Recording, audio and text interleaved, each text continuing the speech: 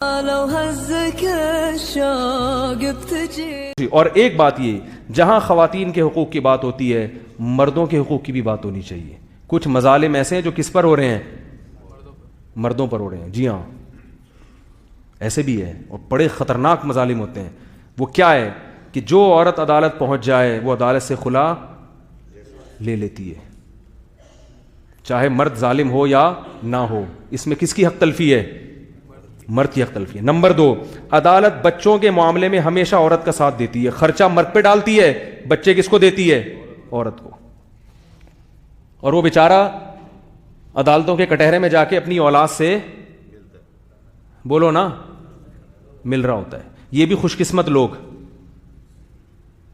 اور اس میں بسا اوقات عدالت اتنا خرچہ مرد پہ ڈال دیتی ہے جو اس کی دسترس سے بولو نا بھائی. یہ سب مشاہدے پر مبنی واقعات بتا رہا ہوں، حقیقت پر مبنی. اور پھر عورت کہیں اور شادی کر لے تو سوتیلے باپ کے ساتھ وہ بچوں کو رکھتی ہے. حقیقی باپ پھر بھی ان بچوں کو، جو عملی طور پر قانون تو لکھا ہوا ہے کہ باپ لے گا، لیکن صرف لکھے ہوئے کی حد تک ہے. عملاً باپ اپنی اولاد کو بولو بھائی نہیں لے سکتا.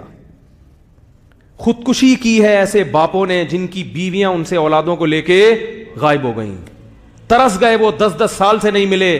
ایسے واقعات میرے علم میں آئے ہیں کہ بندوق یہاں رکھ کر باپ نے اپنے آپ کو گولی مار لی، اس پر آواز اٹھانے والا کوئی بھی نہیں ہے. عورت کو اگر آزادی دینی ہے، ایک خاتون کا میرے پاس فون ہے، میرا شوہر ظلم کرتا تھا، میں نے اسے طلاق لے لی. میں نے کہا اس نے دی ہے؟ اس نے کہا دے دی طلاق. بڑا نالائق آدمی تھا یہ وہ، میں بچے لے کے آ گئی ہوں. میں نے کہا بچے صرف آپ کے ہیں؟ کہہ رہی نہیں اس کے بھی ہیں. تو میں نے کہا ہفتے میں کم از کم ایک مرتبہ آپ پر لازم ہے کہ آپ باپ کو بچوں سے ملائیں. اور ایک رات کے لیے بھی اس کے فقہاء نے لکھے کہ کم از کم ایک رات کے لیے باپ کے پاس بچوں کو چھوڑنا پڑے گا جب تک وہ چھوٹے ہیں. جب بالغ ہو جائیں تو پھر کس کے پاس آئیں گے بچے؟ 7 سال کا بیٹا اور 9 سال کی بیٹی، یہ پھر کس کے پاس آئے گی؟ باپ کے پاس. اور جب بالغ ہو جائیں تو پھر دونوں سے ملیں جا کے. کہہ رہی نہیں میں تو نہیں باپ کو، میں تو دوں گی نہیں باپ کو، نہ ملنے دوں گی، وہ تو بڑا ظالم تھا. میں نے کہا آپ کے لیے ظالم ہوگا نا، آپ نے بس ظلم کر رہا تھا تو ٹھیک ہے، آپ نے اس سے علیحدگی لے لی، ختم. بچوں کو کس بیس پر آپ اس سے علیحدہ کر رہی ہو بھائی؟ نہیں میں نے کہا اس کا مطلب آپ ظالم ہو.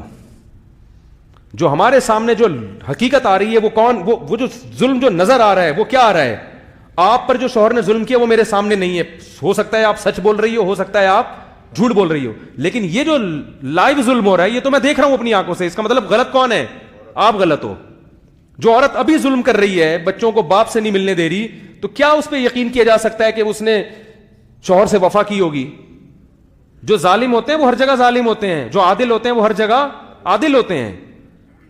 جو جیب کترا ہوتا ہے نا وہ پھر کسی کو معاف نہیں کرتا. جہاں موقع ملے گا جیب سے پیسہ، پھر یہ نہیں دیکھتا 500 روپے نکل رہا ہے 5000 نکل رہا ہے.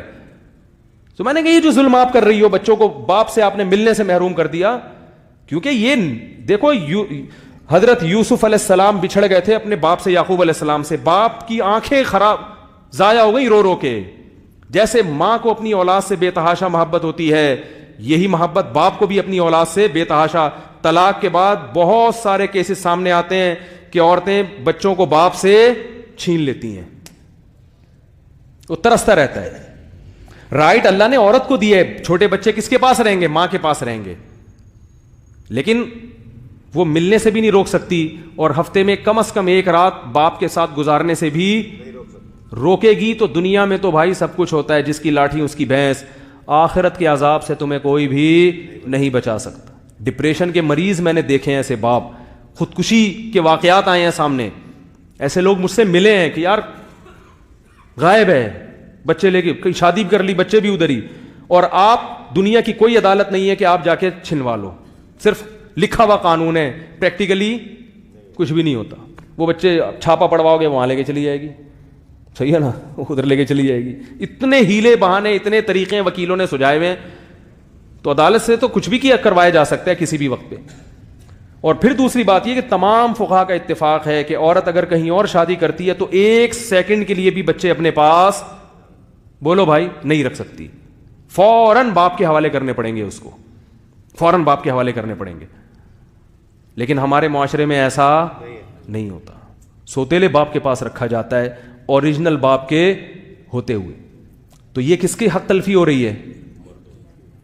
اس کے لیے کوئی آواز نہیں اٹھاتا.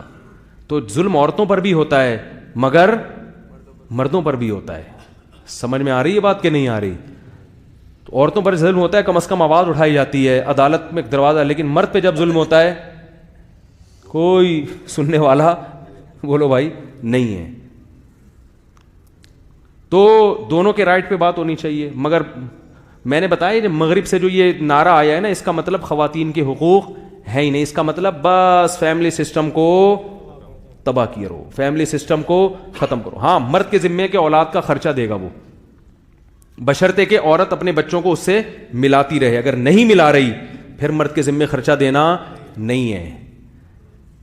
دونوں کے پر لازم ہے کہ وہ اور تمیز سے ملائے. جس طرح سے عدالتوں میں ملاقاتیں ہو رہی ہیں نا, یہ بڑی ڈینجرس ہیں, بڑی خطرناک ہیں. باپ عدالت کے کٹہرے میں اپنے اولاد سے ملے, یہ باپ کو ایسے ہی غیرت آتی ہے نا, اس سے وہ پاگل ہونے لگتا ہے, کیونکہ باپ کی عزت کا جنازہ نکل رہا ہوتا ہے اس میں. تو اب عدالت کا قانون تو چینج ہو نہیں ہو, لیکن میاں بیوی کو خود چاہیے نا بیٹھ کے وہ سوچیں کہ بھائی اگر ہم عدالت میں آ کے مل رہے ہوتے ہم پہ کیا گزر رہی ہوتی, تو ہم کیوں کسی تیسرے کو درمیان میں بٹھا کے ثالث بنائیں اور کچھ ایگریمنٹ کر لیں, بھائی اس طرح سے ملاقات ہوگی آپس میں, ہفتے میں ایک دن یہاں ہوگا, اور کوئی ضمانت لے لے کہ یہ بچوں کو واپس پہنچانا کس کی ذمہ داری ہے, باپ کی ذمہ داری. ایسے نہ لے کے فرار ہو جائے. تو ان پر بھی کوئی بات کرنے کے لیے تیار نہیں ہے. یہ سب ہمارے معاشرے میں ایک غلط ہو رہا ہے, اور بہت کچھ غلط ہو رہا ہے, لیکن افسوس اس پر ہے کہ اس غلط پر کو صحیح کرنا تو دور کی بات, اس غلط پہ بات بھی بس جس پہ گزرتی ہے وہ برداشت کر رہا ہوتا ہے. جس کا کیس نہیں ہے وہ کہتا ہے ان کا ذاتی معاملہ ہے, ہمیں اس میں